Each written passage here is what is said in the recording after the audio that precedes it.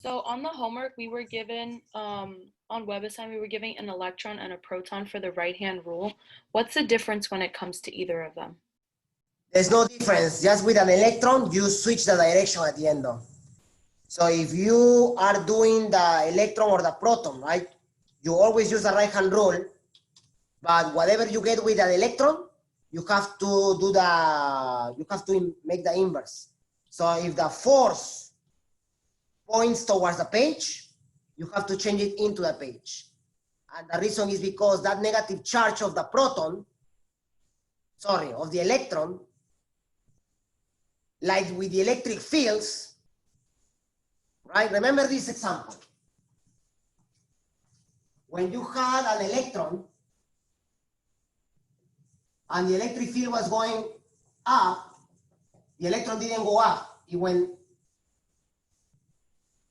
like that, right? So with a magnetic field, it's the same. If you have an electron and you have a magnetic field, and the electron has to move, of course, it should go towards you, right? But no, it's going into the page because of the negative sign. All right. Okay, thank you. That's it. That's when the famous left-hand rule that you probably have seen in other textbooks comes. They use the left-hand rule for the negative charges. I never used that, and I want to quote my teacher from years ago, is because that doesn't really helps. It actually confuses you more, because then you start using it for positive charges or for a current, because a current is a transfer of electrons. So then why stops you from using the left-hand rule then, right? So just stick with the right-hand rule and remember that you have to reverse the direction because of the negative sign. Now it's being recorded, right? Okay. So what I want to do is that problem I told you guys, the Faraday's law. So what I gave them was this. I gave them a rectangular loop with 100 turns. So meaning that there was cable wrapped around here, all here, and there were 100 turns, 100 loops. So first piece of information, n equals to 100. There was a field in this region into the page. So that's the magnetic field inside this loop. The magnetic field, however, B was varying, so it wasn't constant, from 1.5 Teslas to 0 Teslas. So it was slowly going down. And this happened in 2 milliseconds. So very quickly the field vanished, right? It's milliseconds. I also gave them these dimensions. This was, I think, 8 centimeters, and this was 12 centimeters. I asked them to compute the EMF induced in this guy and to tell me the direction of the current induced. And also I told them that the resistance of the cable, also here, so N was that, but also the resistance was of 5 ohms. So find the current, find the direction of the current induced, and find the EMF. Part A, B, and C. So let's solve it here.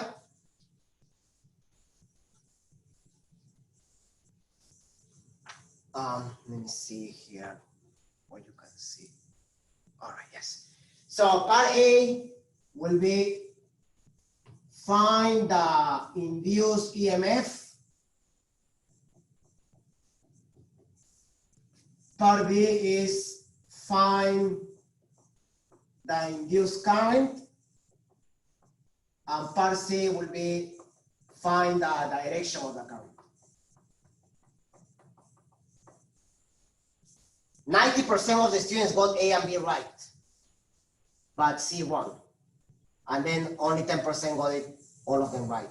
But that's just how it is. I mean, it takes, as I say, it takes some time. All right.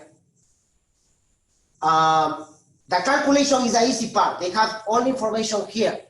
The B is varying in this time. You have N, and you have the dimensions. So to solve part A, all right? To solve part A, you have to use that the EMF induced is equal to minus N variation of flux per unit time. That's the equation. You can write that equation as minus 100 parenthesis flux final minus flux initial divided by time. What's time? 2 milliseconds. Milliseconds. 2 times 10 to the negative 3 seconds. What is the magnetic, what's the flux final and flux initial?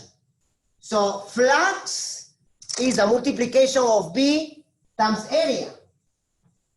So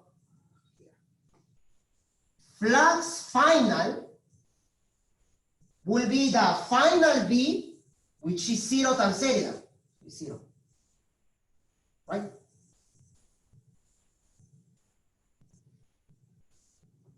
Flux initial will be the magnetic field initial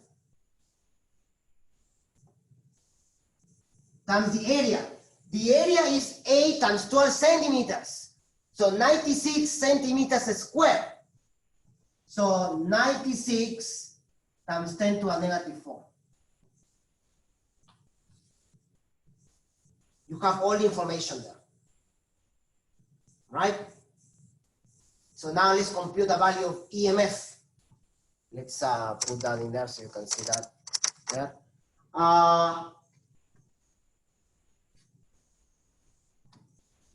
If I put here, E equals to minus 10 squared, so I'll read that up so I don't use much space. Flux final is 0 minus flux initial is 96 times 1.5, right? Times 10 to the negative 4. That's 144. So 144 minus times 10 to the negative 4 divided by 2 times 10 to the negative 3.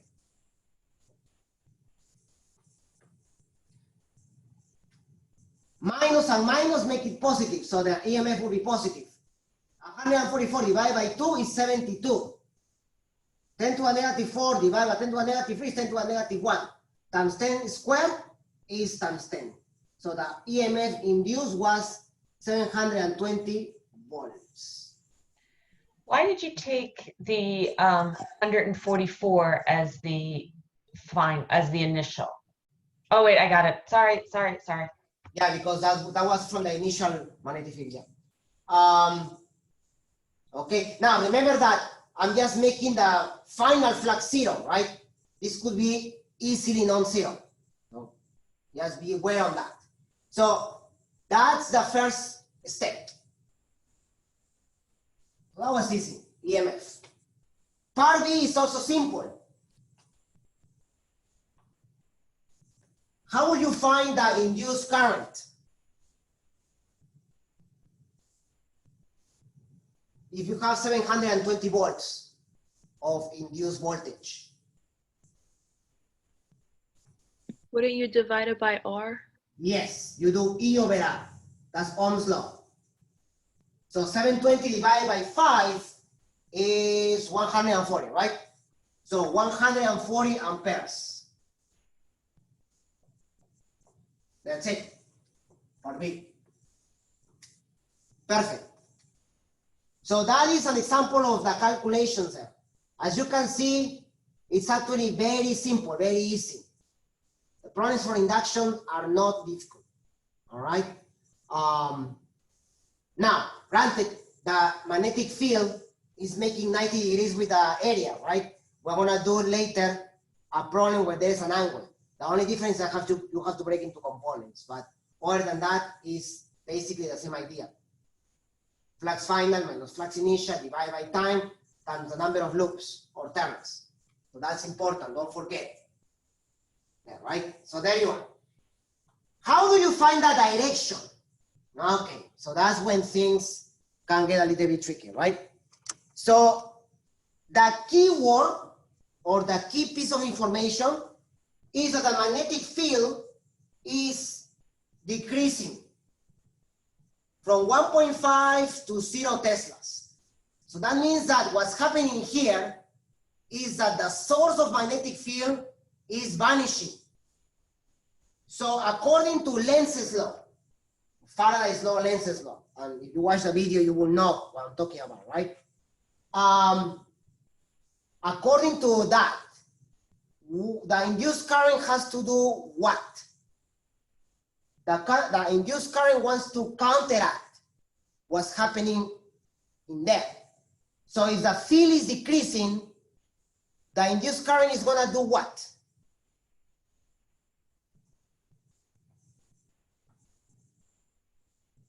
Right? If the field in this region is decreasing, the induced current wants to counteract that. So it's gonna create a field in which direction? Into the page or out of the page?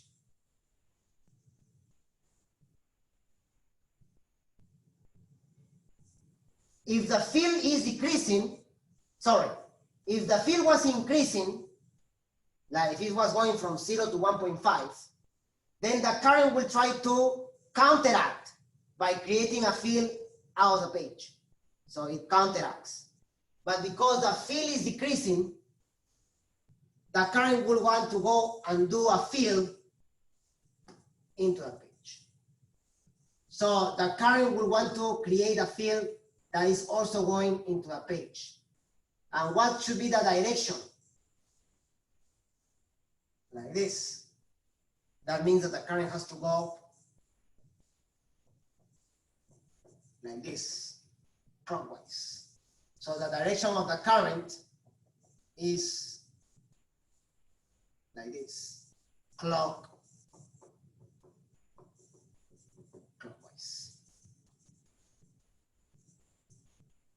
All right. Make sense? Or who wants me to go over that again?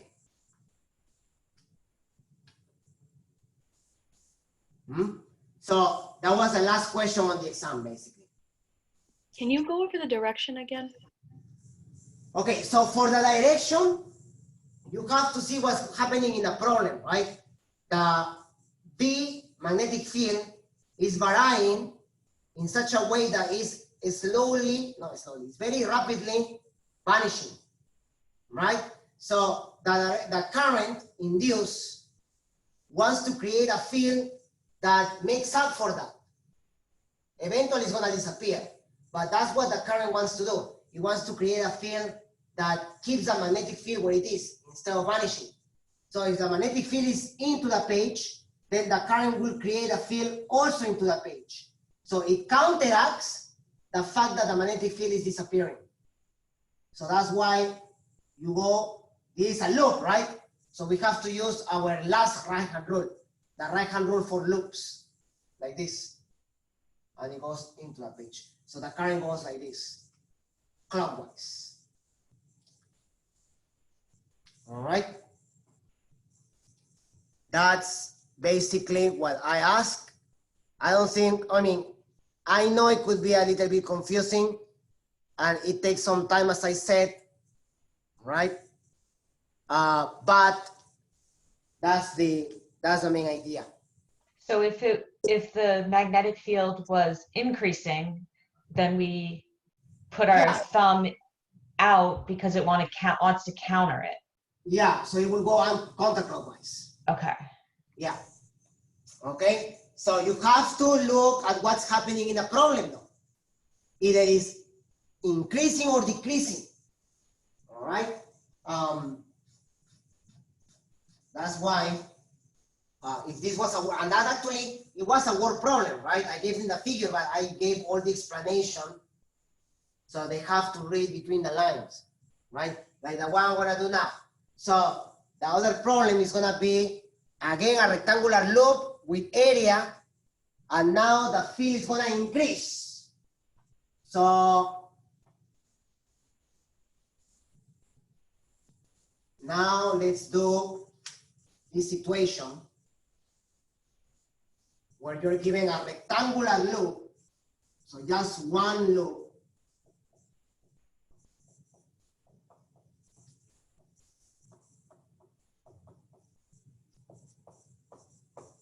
With area equals to 3.6 times 10 to the negative 3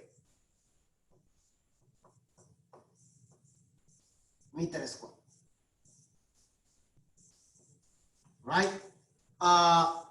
There is a field, so the field increases from 0.2 to 1.4 Teslas, from 0.2 Teslas to 1.4 Teslas in 1.6 seconds.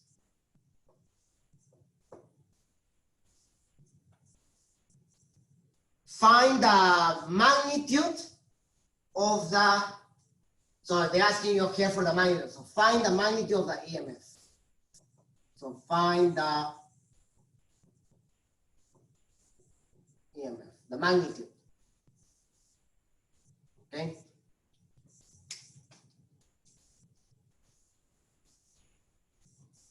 Again, you have to use this equation, right?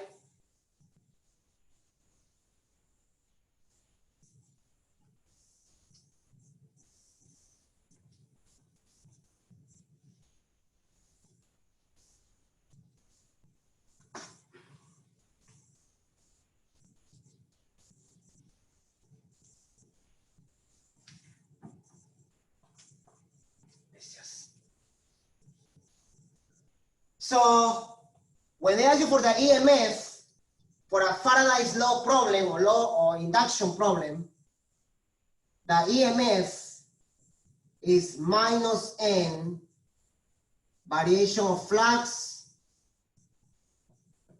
per time, but they ask you for the magnitude. So the magnitude of the electromotive force or induced voltage will be the absolute value. So that will drop the minus, right?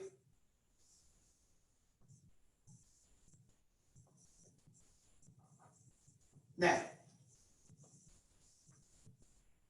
All right. So we want the absolute value there.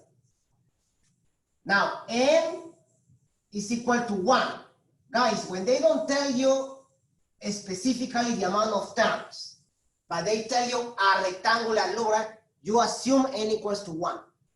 They have to give you, unless they were asking you to find the value of N, right? They should give you the value of N, otherwise. The variation of flux is your flux final minus flux initial. None of them are 0 this time, right?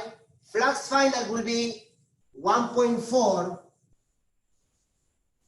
times area. Look, I'm going to leave it like that because you see what I'm going to do now. Minus 0.2 times the area. Delta T is 1.6 seconds. So then the EMF will be the absolute value of flux final minus flux initial divided by 1.6. Why did I leave it like area? Because I can factorize the area out. So then I will get here the area, 3.6 times 10 to the negative 3, times 1.4 minus 0.2, which is 1.2, divided by 1.6. And that's the answer for that problem. All right? So if you keep it organized, it's actually very simple. So 2.7 times 10 to the negative 3. So the answer will be 2.7 times 10 to the negative 3 volts. So makes sense, right? The smaller the area, the smaller the EMF will be. All right, and also the longer the time, the smaller the EMF will be.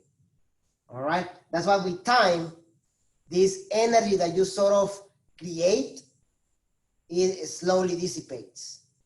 All right, that makes sense by thermodynamics, conservation of energy, the first law of thermodynamics, right? And internal energy. But anyway, so these were two examples. There are a couple more. Actually, assignment, okay, so assignment 8 is open, assignment 9 is already open, and assignment 9, I believe, has the problems on induction and flux. Yeah. And there are a couple of problems that we need to do the theory for. All right. Which is the conducting bar on the rails.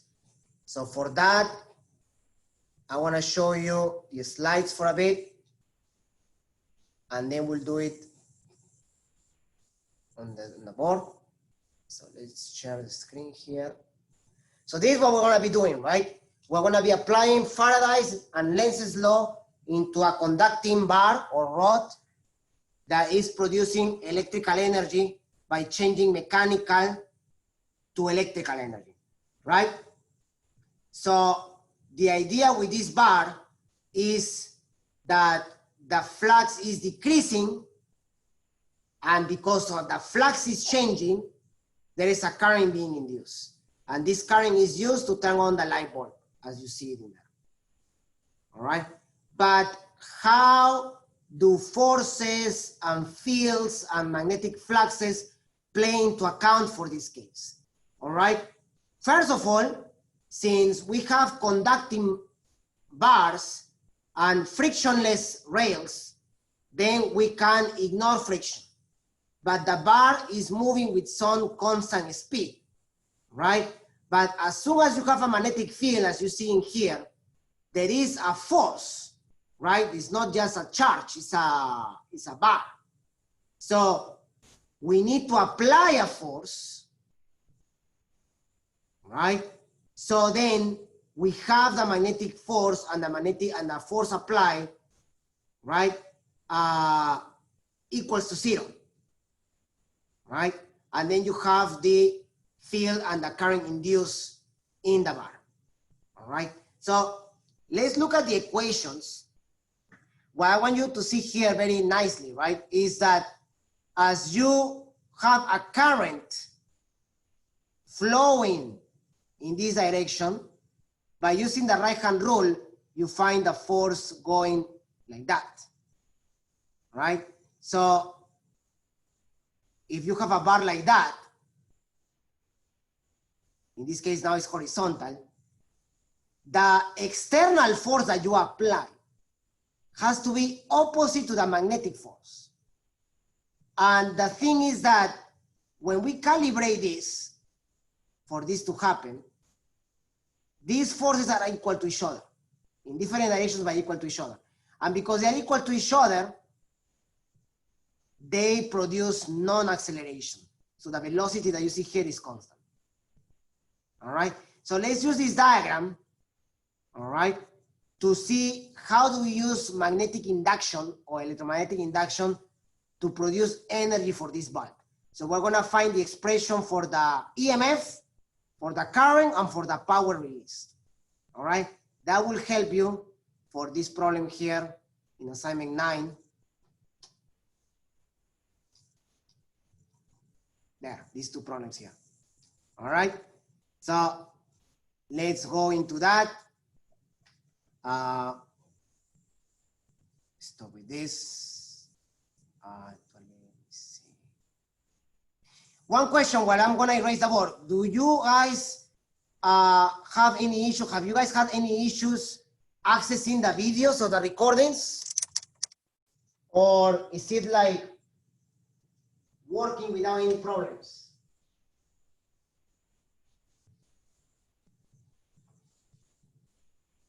Has anybody had any issues or is it okay?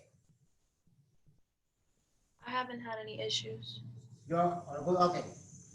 Yeah, because apparently Zoom was giving a few problems last week. So I wanted to make sure that everybody was getting the access. Okay. Anyway, so let's see. We have now this conducting bar.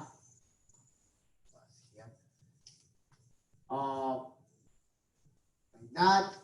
Here we have our light bulb, right?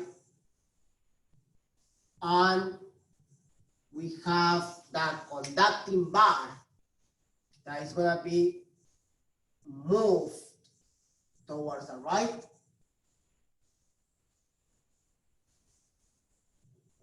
So this is your bar. And then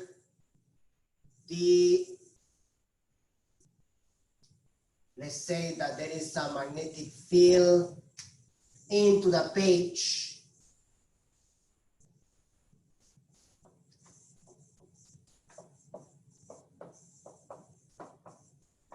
Like this.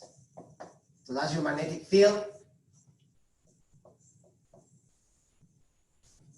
And the applied force, so you are going to apply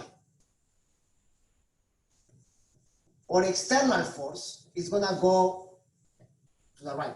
So, yeah, there is a velocity V, but it's constant. We're going to find the EMF and the current that makes this chime. So, how come, that's the first thing that you have to ask yourselves, you have a constant velocity if there is a force. Remember that according to Newton's second law, the net force acting on any mass or body is proportional to an acceleration. So if the force is non-zero, so the net force acting here, for this to be constant, has to be zero, right? So that brings into the picture that there is a magnetic force towards the left. If you have the force towards the left and the field into the page, you know the direction of the current induced. The current has to go like this, up, and then because it's a circuit, right? It should be clear now after the review that we did today why the current has to go up. And then like this, and then like this, and then like this. So that's your current induced. So it's all directions. Now let's compute the EMF. The EMF is equal to minus N variation of flux per time. It's just one bar, so N is equal to 1. And on top of that, we're going to take the absolute value of this. So we just do this. All right.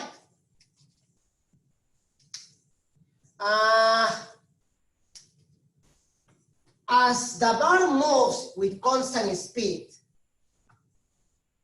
after some time, the bar is going to be located around here, for example.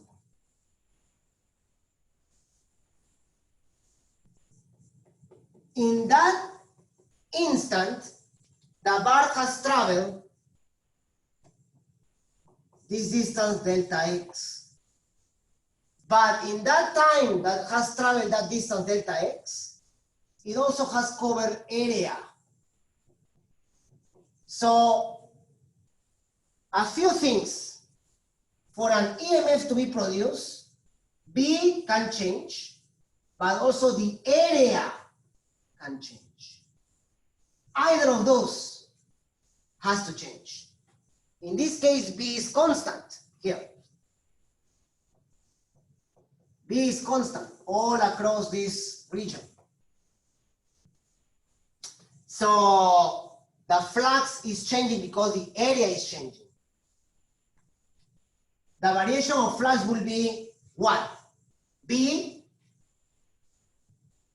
times the variation of area.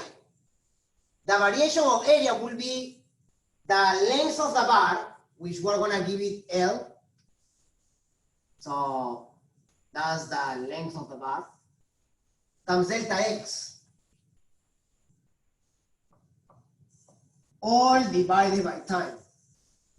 Okay, now let's use physics 1. What's delta x divided by delta time? Displacement over time is what? Velocity. All right, so the EMF due to a conducting bar, in this equation like that, is equal to the magnetic field times the length of the bar times the velocity of the bar. Nice, that's the equation. Right? BLV.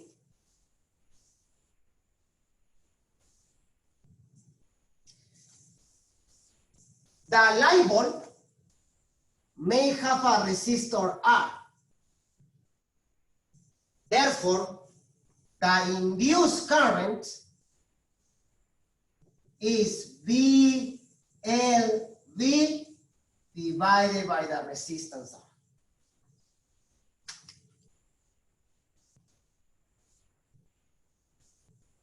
All right. So we found the EMF and we found the induced current.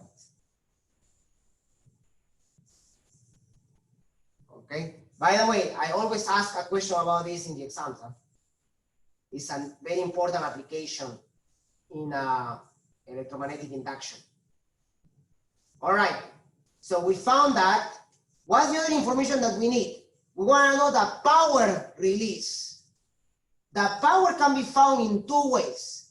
You can find the mechanical power and you can find the electrical power. And let's see if they are the same. Who remembers what's the equation for electric power?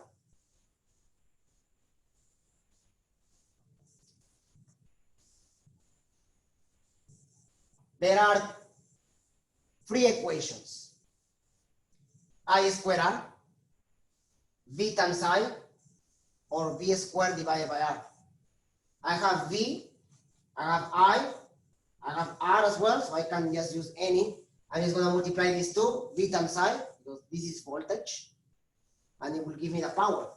The power will be V squared, L squared, V squared divided by R. Electric power. Now, how do I find the mechanical power? Which is going to be the same, we will see. In physics 1, I hope that when you guys talk about energy, power, and work, or work, energy, and power, you make the statement that power is energy over time or work divided by time, right? Variation of energy divided by time. But there are specific situations when the object, the mass or whatever are moving at constant speeds. When some object is moving at a constant speed, the equation for mechanical power is just the applied force times the velocity. So is there a way to find the applied force? I didn't tell you how much it was. Yes, there is a way with the magnetic force. The applied force is equal to the magnetic force in terms of magnitude. How do I find the magnetic force? I, L, B. But what is I? Yeah. So B squared, L squared, V over R. All right, so this is my force. That's another equation there. So let's put it there. Mechanical power is equal to applied force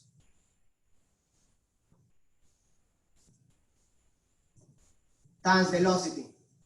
There you are. Same equation.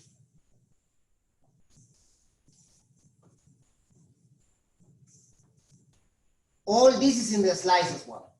But I think it's more interesting when you see it like that. All right? We're gonna do a few calculations now with numbers.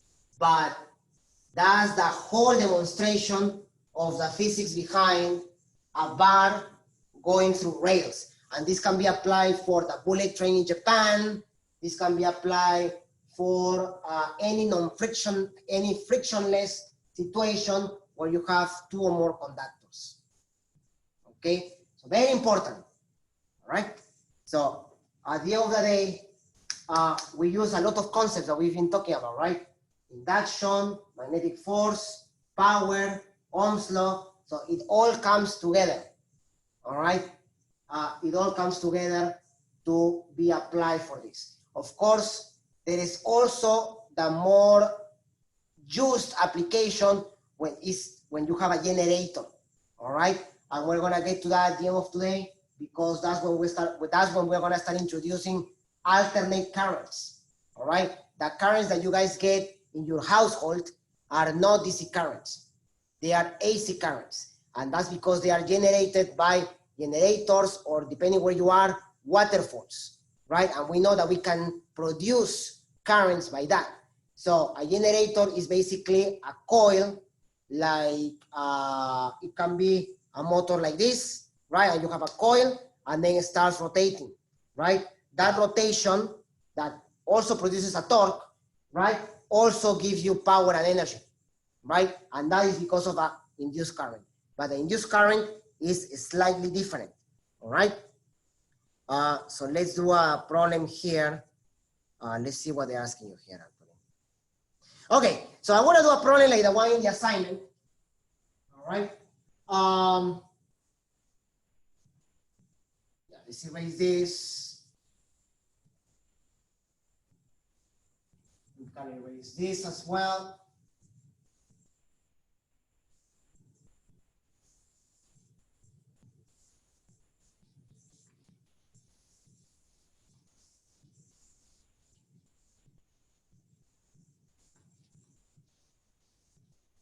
And the only change is that now here,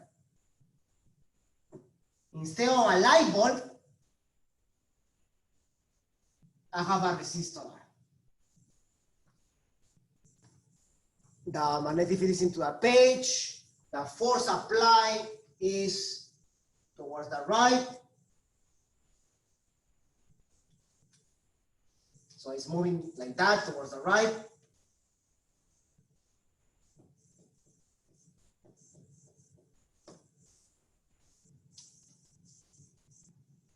Yeah, and the current one.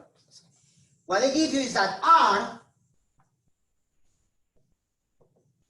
is 6.0 ohms, 6 ohms. The magnetic field is 2.5 Teslas, and the length of the bar is 1.2 centimeters.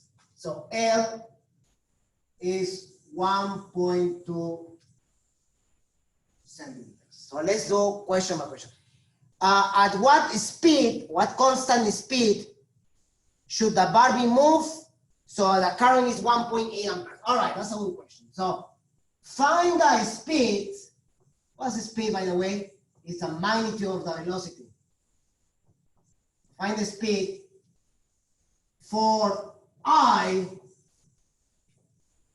to be 1.8 amperes. So yes, as you are probably thinking, right? You do need your equations that I just proved a few minutes ago. For this one, actually, if you remember this, everything else you can prove. Yeah, you only need that equation, to be honest. I never memorized the other ones because once you know that this is the EMF for this situation, right? For the horizontal moving bar, right?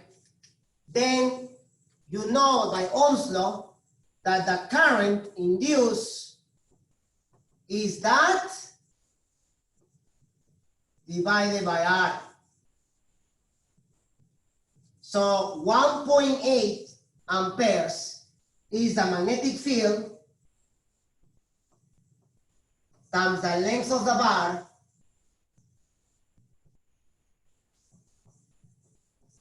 I change it to meters. They want you to find this divided by R, 6. And that's how you do that part. All right. So let's get a value there.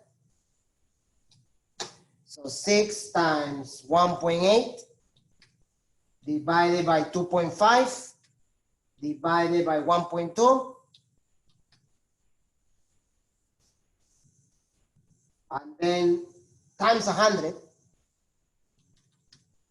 360 meters per, oh, that's why it was storage.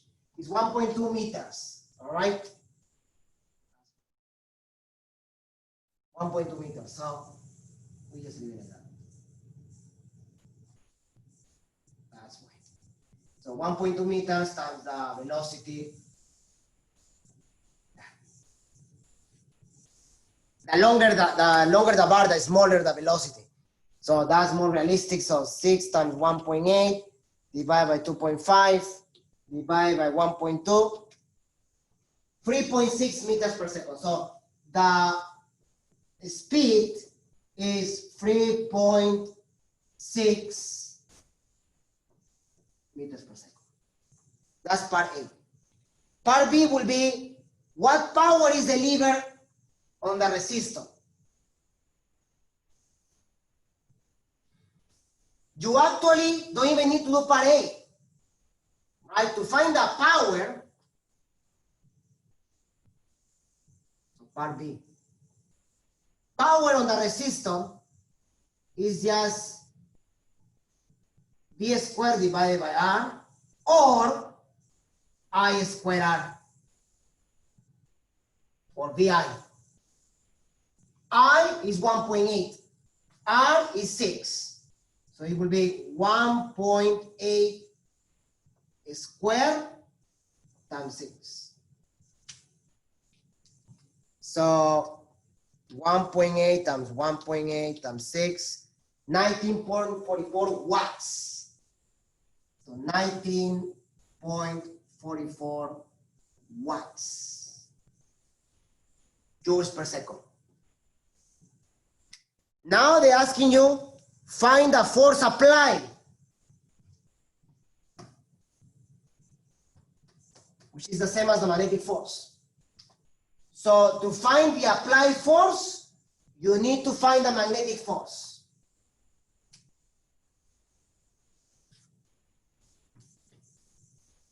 So we want to find the magnetic force, the magnitude of it, which is what? ILB. Theta is 90 degrees. The current is 1.8, L is 1.2, B is 2.5. So 1.8,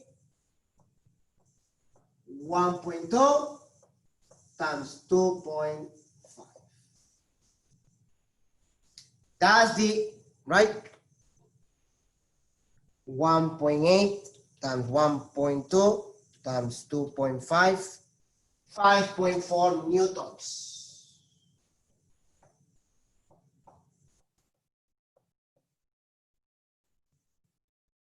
And then the last question, you already have the answer. What instantaneous power is delivered by the applied force? It's the same as part B.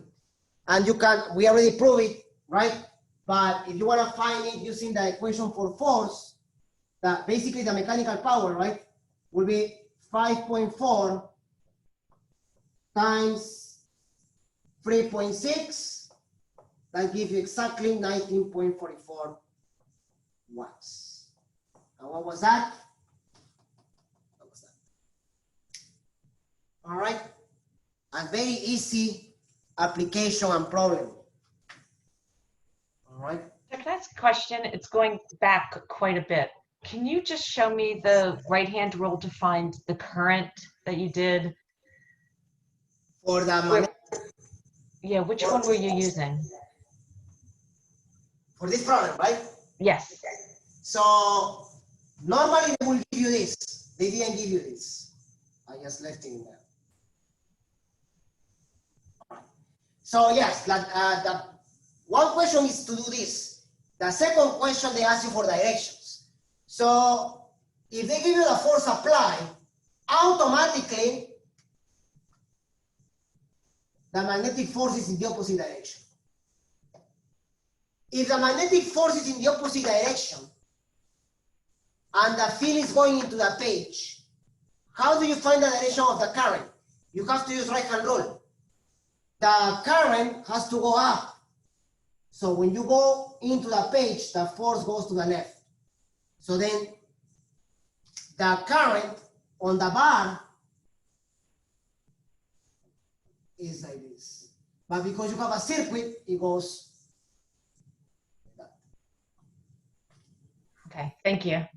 So, yes, so right after the question I just did, they do ask you for direction of the current. All right, so you do need to know all of that, okay? All right, so there is another question I wanted to do, but before we go into that, let's go into the slides so I can show you where you can find everything we've done as well. This is what we did, and here is the proof. Okay. And that's basically the force and the mechanical and electrical power. All right. Is it realistic to say that all the power is converted to electrical power? I mean, yes and no. Given the situation that we did, you can assume that the efficiency is really high, but you know there's always a loss of energy, right? So ideally, this is what happens, but it's not always the case, right? Now, normally I try to draw this on the whiteboard, but it's very complicated. So I want to just show you this. This was a bar moving horizontally in a perpendicular field, right? And what we said was that the area was changing. What we have now is a loop where you have a field, as you can see there, and again, you're gonna have an electrical output. This is called a generator. So the loop now is not gonna move horizontally, it's gonna start rotating, right? And something important that you need to know about this is that the rotation is at a constant rate.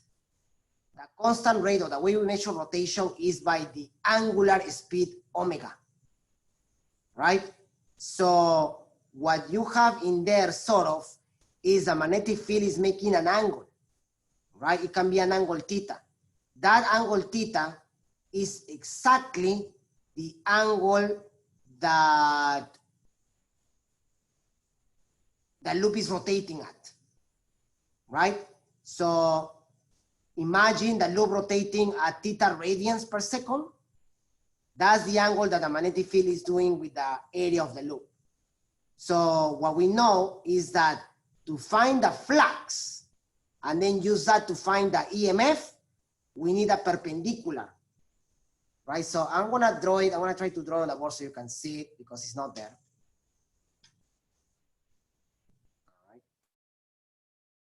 All right. Let's just do it very quickly. So what you see there in the generator is, and by the way, it can be a rectangular loop, a square loop, a circular loop. We are just gonna use A for area. The idea now will be to have that loop that you had there. Let's not make it that excited like this. And then like this. So the flux is due to a field that is going like this. So there is flux. But we know already that there are two components for this flux, right? This is the line parallel to that. There is the perpendicular component, and there is also the parallel one. This one doesn't produce any flux, it's this one. So we want this angle theta, and the loop is rotating at that angle, at that instance. So as the loop rotates, so let's make it like this, it's rotating at omega. That is in rads per second. What's the definition of omega? Variation of theta per time. Circular motion, right? This is the magnetic field. What component is this? B cosine theta. So this is the one responsible for the flux, right? So the variation of flux will be, and this is the area that is changing, the area of this loop. Let's call it area. The variation of flux will be B cosine theta times area per unit time, right? Variation of flux, variation of this. Okay, so here is the thing though. How do you vary cosine theta area per unit time? You have to use calculus for that. You have to apply what we know as a derivative. The derivative, the rate of change of cosine is what? Sine. So your EMF will be, and by the way, you can have several loops in there, right? So we will have N, B, area, and then the variation of cosine, I said was sine. Sine, but what is theta? Omega t. And what's the derivative of omega t? Omega. So that is the equation for the EMF. All right? That's why you also have in the slides. So the variation of flux and area is given by that equation there. So the multiplication of the number of loops, the magnetic field, the area, times the sine of the angle, times the angular speed. Let's take a look at the slide so you can see the equations now. If the proof is not there. There. Right? So why is that relevant? Why is this problem more important than what we did with the bar? Is that sign that you see there. NBA omega is the amplitude of that sine function there. So the EMF varies sinusoidally. If the coil has a resistance R, then the current is just E divided by R. So the current also varies sinusoidally. That is basically the introduction to alternate currents. That's basically how your alternate current is made, by having a generator. A generator with a coil inside uses magnetic fields to produce an alternate current. All right? And basically, the faster you rotate this guy, the stronger or the more power supply you're gonna get. Right? That omega that you see here, and also here, right? The larger the angle between 0 and 90, the more the value of sine will be. So omega is an important factor. And the number of loops, B and area, obviously, but omega here, right? So that is your sinusoidal shape for the EMF, all right? And this is good because with this, we can start already introducing the idea of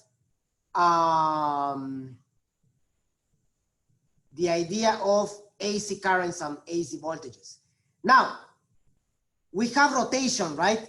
So remember when we did this in the previous chapter, right? You have a force going like that, a force going that. So the reason this is rotating, because we have to understand, just like we have with the applied forces and magnetic forces, we also have a magnetic force here. But they are going one side and another side. That's because there is a torque producing here. All right? So this is basically the application of the magnetic torque. All right? So if the loop is going like this, so this will be clockwise, right? The current has to go, let's see, like this. If it goes like this, it goes like this. Yes, the current has to go also counterclockwise. Yeah, has to go counterclockwise, right? So if you do the right-hand rule here, right, your time will go up and then the force will be going up, yes. Anyway, this symbol here, that's not DC anymore. This is a symbol for AC, all right? The symbol for AC is this sinusoidal shape, all right? That's the input that you're gonna get, and the output is this pulleys here, all right? So the electric motor is the opposite of a generator, and it uses a torque in this case, all right? So you have a generator, and then you have your motor there. That this one already uses the electrical input, all right? So actually, one way to do this, and I did this demonstration as well, is by using this. See if I can find it here. It's another good idea if you ever wanna do any science project, right? But it's a small, simple electric motor. There it is. So you can actually do this at home with a battery and a coil. Basically, what you do is you have a magnet, you have your coil, and you have a battery. And if you spin this, or like here, it will start rotating. The reason it rotates is because of the torque. So you're basically producing a small motor there. All right? The only thing that you have to be careful is with the directions. So when I did this project 2 years ago, you have to make sure that you peel opposite sides of the cable here and here. All right? Once you do that, you know that the current is gonna change directions. You want the current to change direction, so that torque, so then there is a torque produced. All right, and then there is rotation. But at the end of the day, you're gonna have this. All right, a sinusoidal variation of current. Okay, so that's important. All right, not just because there might be a question of this, but because we're gonna be using this when we start talking about AC currents and AC voltages, right? Most likely, yeah, tomorrow we can start talking about that. So by the way, guys, tomorrow there's not gonna be a quiz. The quiz is gonna be on Monday at the end of class, all right? So on Monday I will do some problems and some revision, all right? And then you're gonna have maybe 2 questions only, just to review what we've done, all right? Because remember, the exam is on the 30th. And so far it looks like we're gonna have chapter 18, 19, and 20. All of them, all right?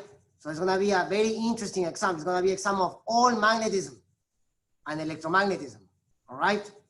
And circuits, and what we're gonna do in a bit, which is inductance, all right?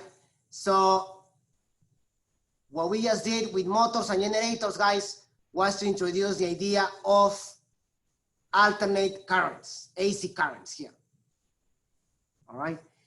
Now, before we deep more into alternate circuits, which by the way, they work with resistors, capacitors, right?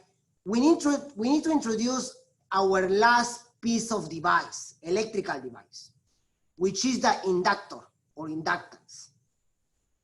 When we talked or started talking about circuits, right? We introduced the capacitors. Now, who remembers why we use a capacitor, right? What was the main idea of a capacitor? Does anybody remember?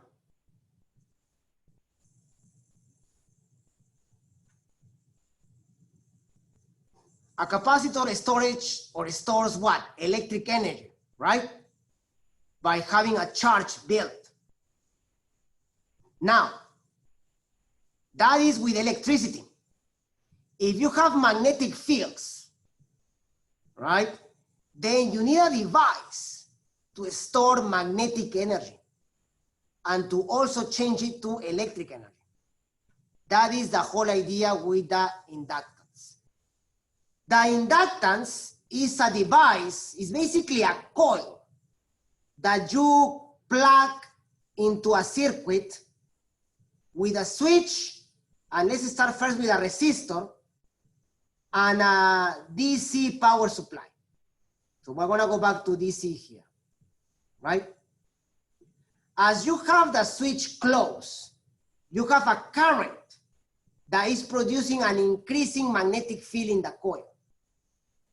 As the magnetic field increases on the coil by the current, you have a potential drop. So you do have a potential, an electric potential that is being dropped in the coil. So you have an EMF, all right? How do you compute that EMF? By knowing the inductance. The inductance is labeled by L and is measured in henries, H. The definition of inductance is basically the value of the EMF times the multiplication of the time divided by the current.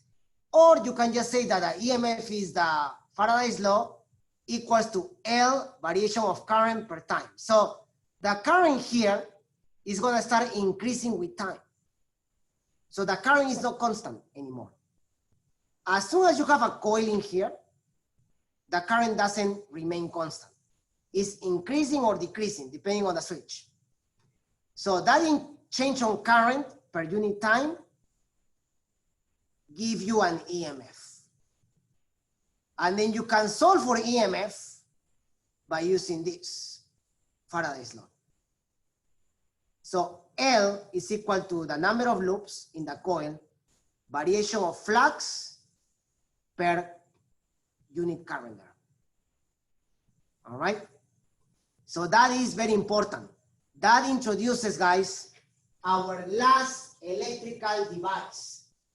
So we have resistors, we have capacitors, and now we have inductors. Resistors only work with currents. They produce friction, right? Heat, power. Capacitors store electrical energy via an electric field. Inductors store electric energy or magnetic energy via magnetic fields. So in a capacitor,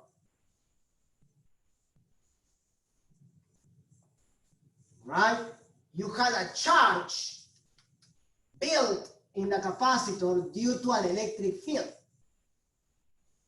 Or sorry, you have a voltage built, right? And you have charge,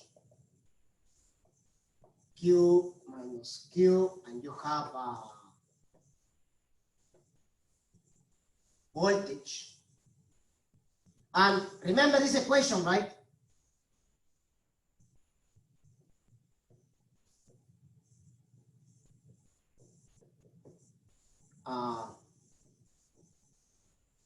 I did say this was gonna come back, so hopefully it's in your notes. The volume times the energy density give you so normally what we write down from electricity is a mu E.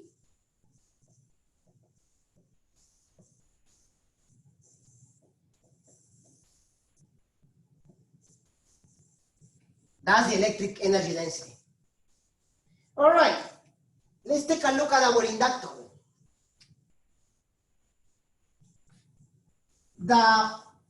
When you have a coil and you have a current increasing, the EMF is equal to the value of the inductor, the change of current per unit time. But we know that E is equal to N, variation of flux. What flux? The one here. So our L, cancel, right? Each, whatever. That's how it is. Mathematically, probably is different because, by the way, I was gonna tell you something. All these equations, guys, this triangle, when you apply the limit, when delta approaches 0, this becomes what? The derivative, right?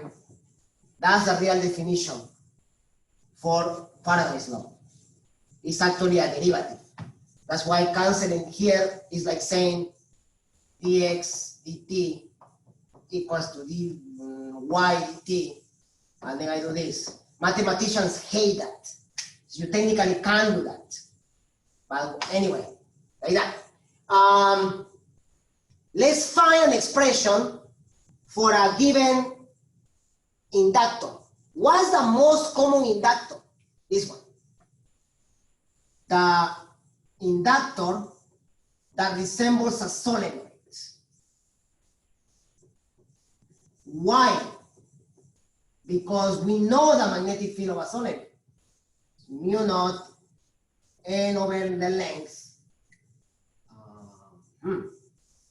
All right, guys.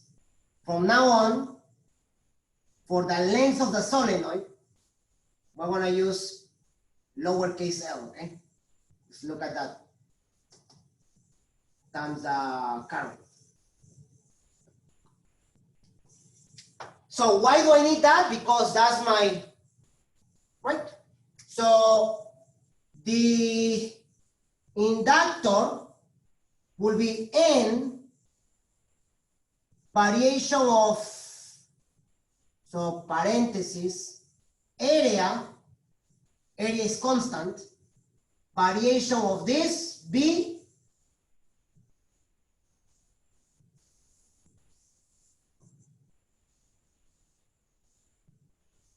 per variation of current. And you can already see. So the inductance of a solenoid, and we normally call that the self-inductance or mutual inductance. The inductance of a solenoid is mu naught N squared area over the length of the solenoid. Yeah, I know, you're gonna be saying, why we use L for inductance, right? Because I is current. So at some point we start running out of variables, right? So that's why, okay. One thing, in some textbooks, they call all this N over L like this. That is called eta, is the Greek N. So I can put it in there, all right? If I use it in there, L will be mu naught eta square area, but eta square will be N square over L square. I only need one L, so multiply by L. This equation is the one that you can find on the slides. So this will be the inductance of a solenoid.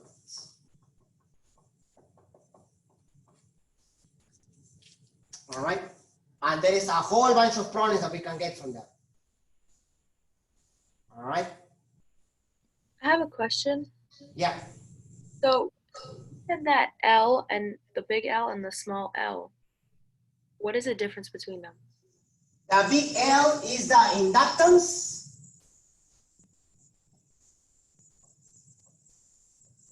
And the small L is the length of the solenoid. So here.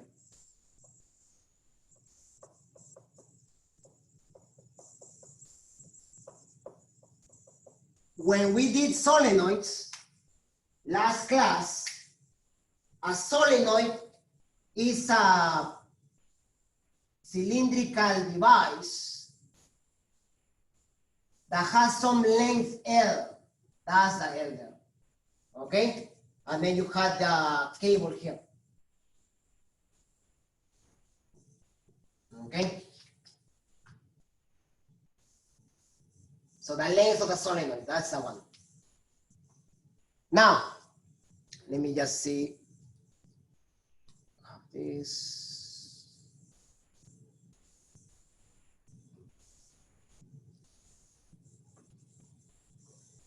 Using our concept of electricity, we can also find the, actually no, for that you need calculus, you need to integrate it. So if you integrate LIDI, you will get an equation for electric energy, for the energy in an inductor. So I'm going to leave those equations in there, and I'm going to draw this inductor here again. All right, length L. So the energy for the inductor, if you do the integration, you will get 1/2 L I square.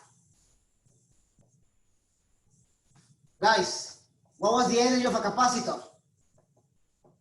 1/2 C E squared. Quite similar, right? So instead of C now I have L. So very similar. Anyway, let's use the equation for the inductance, right? P squared, that's P I. Yes. So what we can do is let's use the equation for the inductance there and see if we get something similar to the capacitor. All right. Let's just see here. PAL. So let me just see here. I is there. Okay. So the magnetic field for a solenoid, this is how you do it, is mu naught I times eta, right? So like that. And remember, this is number of turns per length, okay? So what's I? I is the magnetic field divided by mu naught eta. So I put this in here, square it, and then I use the equation for L, and look what I get. So the energy will be, so I have this, yeah. The energy will be 1/2, that equation there, mu naught eta square, area times length, right? Remember what that is? So that's L, and then I square will be B square over mu square N square. N square, eta square can cancel. Mu naught with 1 mu naught, and there you are. The energy for a solenoid inductance or a mutual inductance or an inductor is 1/2 mu naught, that mu naught there, times the magnetic field square. Area times length is what? Volume. All right. We have this. I just show you again the one for the capacitor. Then we have the magnetic energy density. This one here. The magnetic energy density, we call it mu B, is 1/2 mu naught B square. And I'm gonna put it here. The electric energy density was 1/2 E naught E square.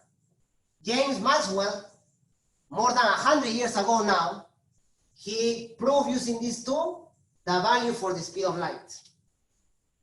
He discovered it because he realized that an electromagnetic wave, which is coming later, moves at the speed of light, and an electromagnetic wave has this and this together. Has the energy of the magnetic field and the electric field. All right? In any case, you don't need to know any of these proofs. You only need to know the equations.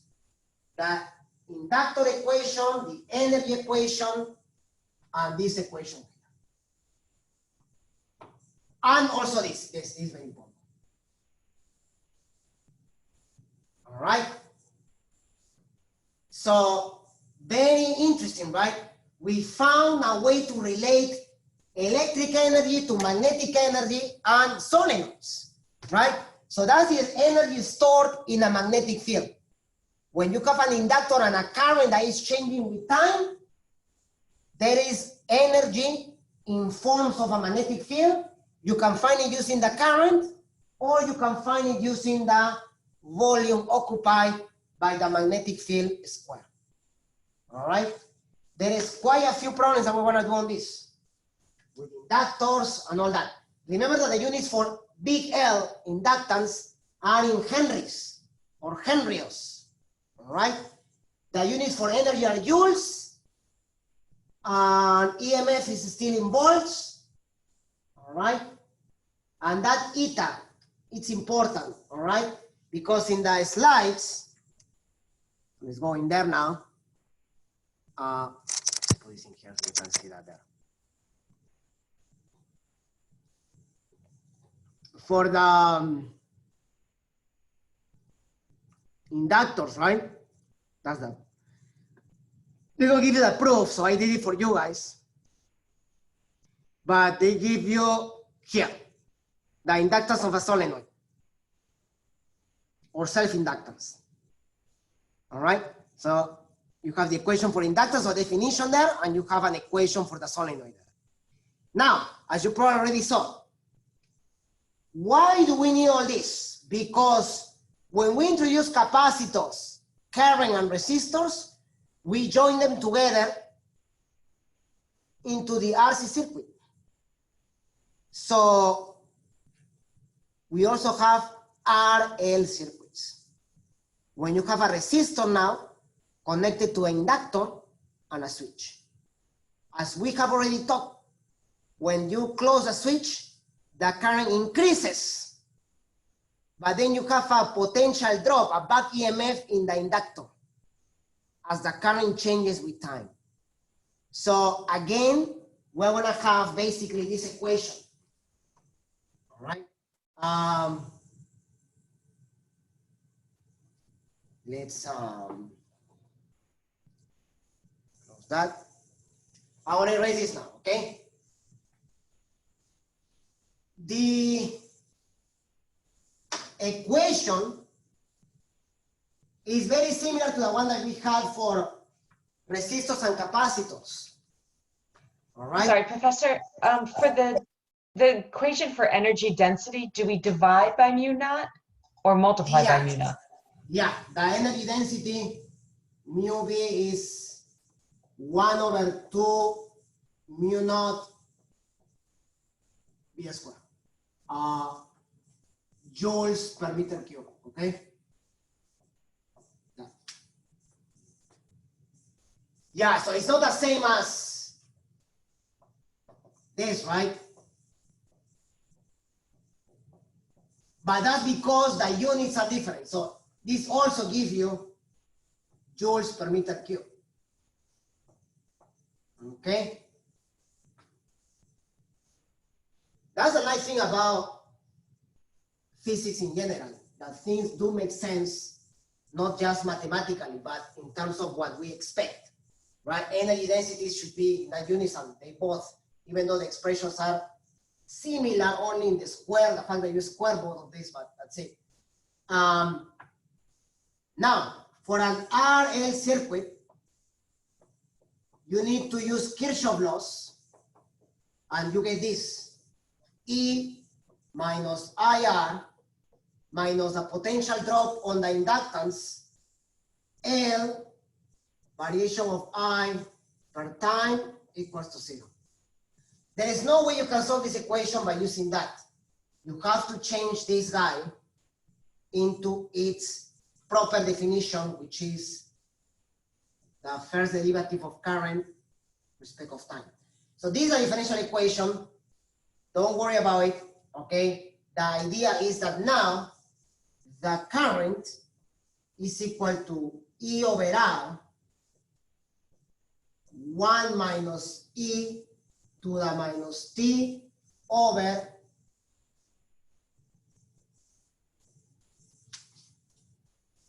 times L divided by R. So the time constant is R over L. So now you have another time constant. It's not RC anymore, right? The time constant now, sorry. See, forget about this sometimes. Is T, R over L is here. And the tau is now L divided by R. In the inverse of that. We will do more of this tomorrow, all right, guys? It's a lot of information that we have today for these topics. So tomorrow we have to do all the problems on this. And then on Monday at the end of the class, you will have a short quiz. And I will say start studying for the exam by doing the homeworks, all right? Homework 7, 8, 9 will really help you to understand and start using these equations, right? There are quite a few equations. There is magnetic force for charge and current, magnetic fields, magnetic field for a solenoid. There is the law of induction. There is inductance. There is energy. So there are quite a few things that you guys need to have written down for the exam. And there is also all these generators and motors that we did today. So there is quite a few information in this chapter, all right? So I'm gonna stop it there today. And then if you guys have any questions, please let me know, all right? I'm gonna be back only for labs at 1 p.m. today. So if you have any questions about the lab that we did yesterday, you can pop in, all right? I will send you the link via the lab canvas, all right? And if you have any questions,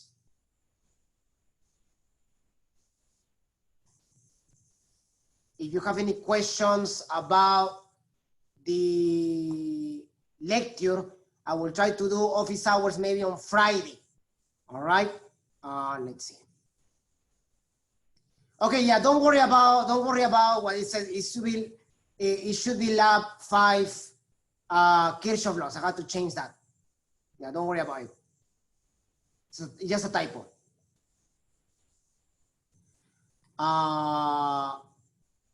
Okay. Yeah, so let's close this. Let's